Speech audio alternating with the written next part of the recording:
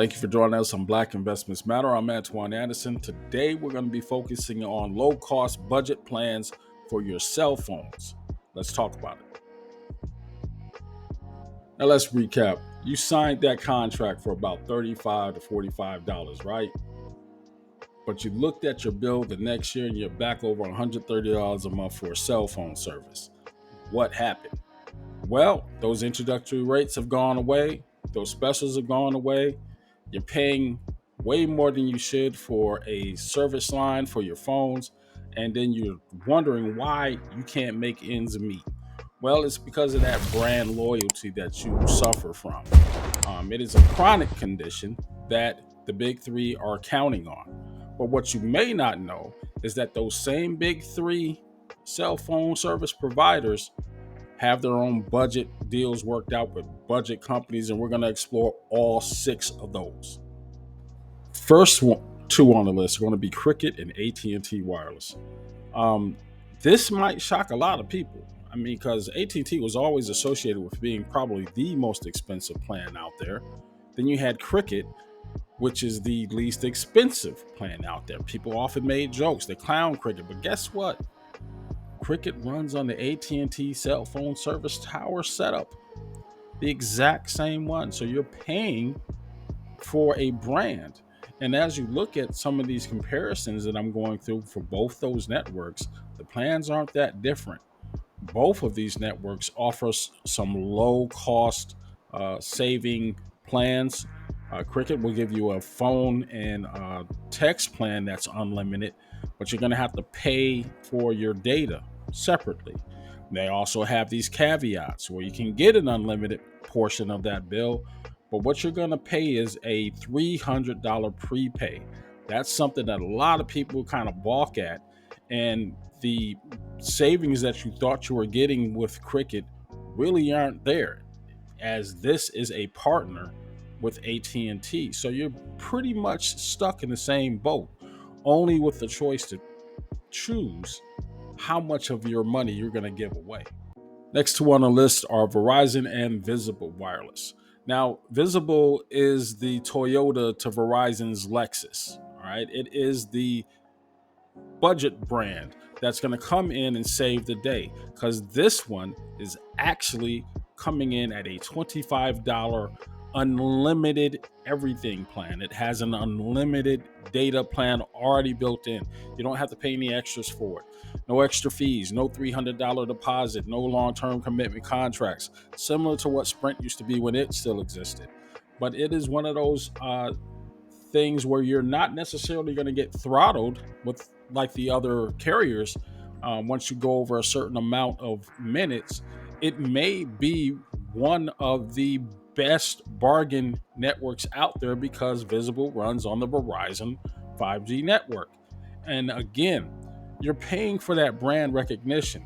Now, that's not to say that Verizon doesn't have a comparable plan out there, and it does, but you're paying somewhere in the neighborhood of $60 with auto pay, meaning they want to just drag it right out of your account, versus with a Visible plan, you stop it, you don't have as many features, but you're just paying that $25 or $45 for the Visible Plus plan, and you are done and out of there.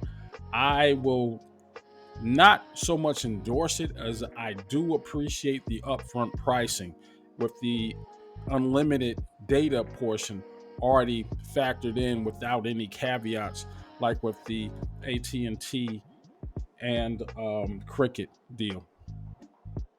Last and certainly not least is T-Mobile and Mint. Yes, Mint runs on the T-Mobile network. And you might be thinking, yeah, wasn't T-Mobile a bargain network at one point in time? It most certainly was. Those days are long gone, however. When Sprint was absorbed by T-Mobile, and Sprint was a company that I actually dealt with and loved because it was the first of the networks that offered free unlimited text, talk, and data. With that said, T-Mobile came in. Yeah, you're still getting them all bundled together, but it's not $45. It's up there. And when I saw the increases steadily coming. Yeah, they were trying to offset it by adding different, incentives, like, some streaming service for free, some music streaming service added in. It's still $75 per line, and that's just way too much for a phone when you have internet at home.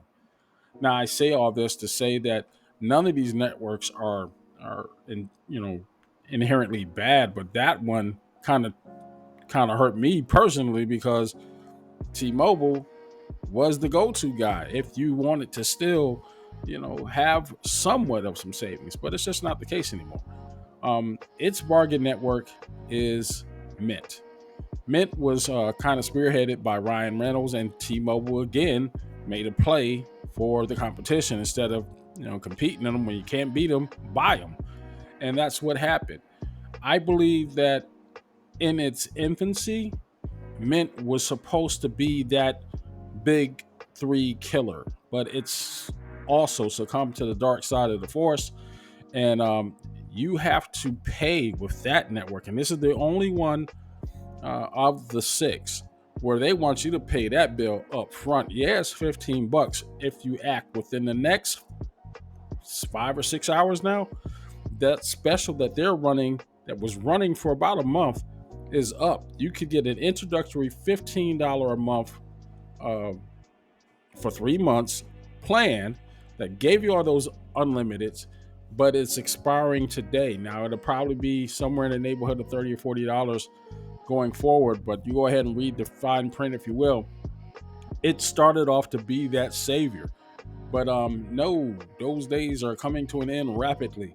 I do not know of anyone personally that has a network, but again, it built itself up as a leveler in the playing field.